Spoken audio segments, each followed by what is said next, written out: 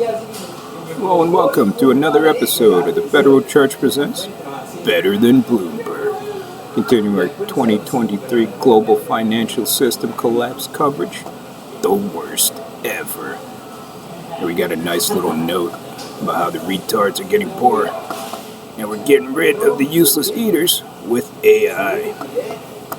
The S&P is up 8% in 2023. As the fools, who don't own any stocks because they're too poor to own anything, get poorer as they print more fucking money to inflate stock prices, like Zimbabwe in our previous video. And without AI, it would be down 2% below 3,800. Again, AI is wonderful because it gets rid of the useless eaters. In the past month, we have discussed on multiple occasions the unprecedented collapse in market breadth. Because I think it's basically Apple that's inflating that stuff. Driven by a record outperformance of a handful of tech names. Every other stock in the index is down. Which has seen the Nasdaq's advanced decline line plunge to all-time lows, even as the Nasdaq is up more than 21% year to date. Almost reaching your inflation levels. And where JPM recently observed, and again, money printing just to make you poor, just like Zimbabwe, which we've covered in a previous video. Don't forget to buy that shirt, by the way. And where JPM recently observed that market breadth is the weakest ever. Because it's only basically Apple that's carrying the index. With Goldman's David Costin adding that there is elevated risk of a sharp market drawdown as a result of the collapse in market breadth. Today we get a new perspective on the market's performance when normalized for the record collapse in breadth.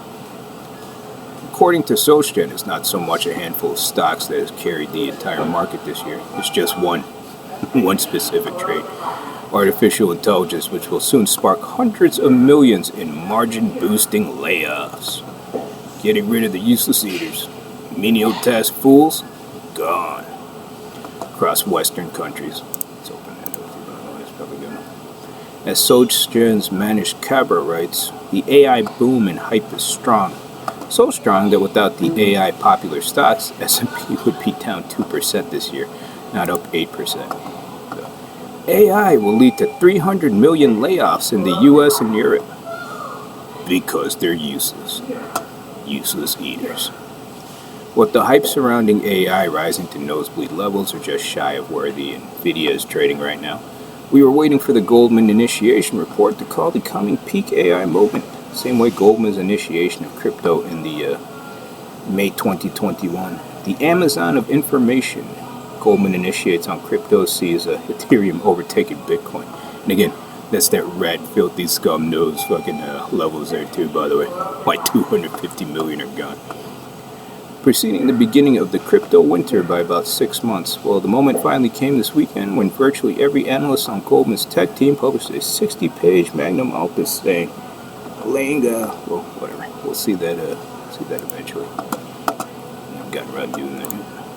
And that's another thing. I don't know if he wants me, having everybody see the premium section. So I haven't been making too much of an effort for that.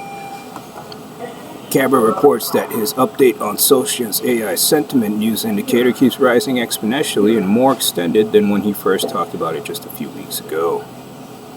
What is remarkable is that AI is nothing new as the theme. AI has been with us for decades. SocGen suggested being long SG robotics, AI equity as a secular theme last year. And excuse me there. Retards are still telling people to medicate my food when they shouldn't be. Because they're dirty ass liars.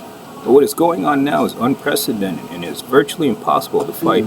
It's a very strong hype on a very short term, and according to Cabra, what one can own is the defensive growth stocks with the top 20 most AI-held stocks within the top 15 AI ETFs. Which brings us back to the topic of 2023's record narrow leadership. The narrow performance is seen across the S&P 500 sectors, with 8-11 broader sector groups seeing market cap weighted indices outperforming equal weighted indices.